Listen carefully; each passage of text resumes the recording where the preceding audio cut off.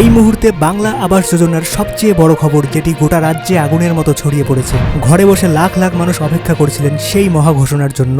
অবশেষে এলো সেই সুখবরটি, যার জন্য হাজার হাজার উপভোক্তা অপেক্ষা করেছিলেন।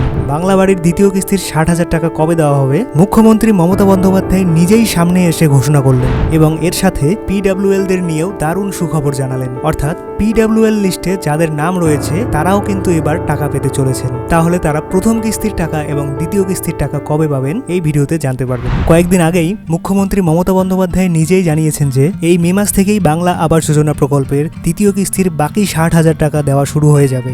অর্থাৎ আপনারা যারা প্রথম কিস্তির 60,000 টাকা পেয়ে বাড়ির অর্ধেক কাজ করে ফেলেছেন এবং অনেকদিন ধরেই দ্বিতীয় কিস্তির জন্য ওয়েট করে আছেন, তারা কিন্তু এবার এই মে মাস থেকেই টাকা পাবেন। তবে বহু উপভোক্তা কিন্তু এই টাকা নাও পেতে পারেন। কি কি ভুলের জন্য এবং কারা কারা এই টাকা নাও পেতে পারেন বলছি।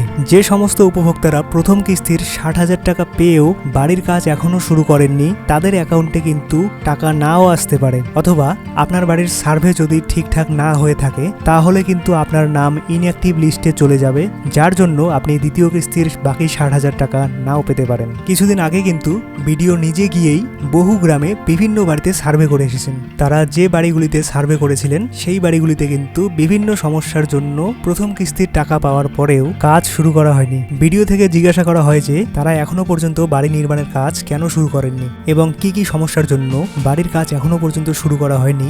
ভিডিও নিজে থেকে কিন্তু এগুলো খতিয়ে দেখেছে। তারপর ভিডিও থেকে নির্দেশ দেওয়া হয়েছে তারা যেন যত তাড়াতাড়ি সম্ভব বাড়ির কাজ শুরু করেন, না হলে কিন্তু সেই উপভোক্তারা দ্বিতীয় কিস্তির টাকা পাবেন না। এই নির্দেশগুলি দেওয়ার পরেও যারা এখনো পর্যন্ত বাড়ি নির্মাণের কাজ শুরু করেননি, তাদের নাম কিন্তু ইনঅ্যাক্টিভ লিস্টে চলে যাবে, যার জন্য আপনারা দ্বিতীয় কিস্তির টাকা কিন্তু পাবেন না। তবে যারা প্রথম কিস্তির 60,000 টাকা পেয়ে সরকারি নির্দেশ অনুসারে যতটুকু বাড়ির কাজ করা দরকার ততটুকুই করেছেন, তারা কিন্তু এই মে মাস থেকেই টাকা পেয়ে যাবেন। এবং আরেকটি বিষয়, এই মে মাসের মধ্যেই দ্বিতীয় কিস্তির বাকি 60,000 টাকা সকলের অ্যাকাউন্টেই কিন্তু ঢুকবে না। যাদের টাকা ঢুকবে না তারা চিন্তা করবে না, আপনাদের টাকা জুন মাসের মধ্যেই ঢুকে যাবে। অর্থাৎ মে মাস থেকে জুন মাসের মধ্যেই দ্বিতীয় কিস্তির সমস্ত টাকা দেওয়া হবে। এবার আসি পিডব্লিউএলদের নিয়ে মুখ্যমন্ত্রী মমতা বন্দ্যোপাধ্যায় যে সুখবরটি জানিয়েছেন সেটি বলছি।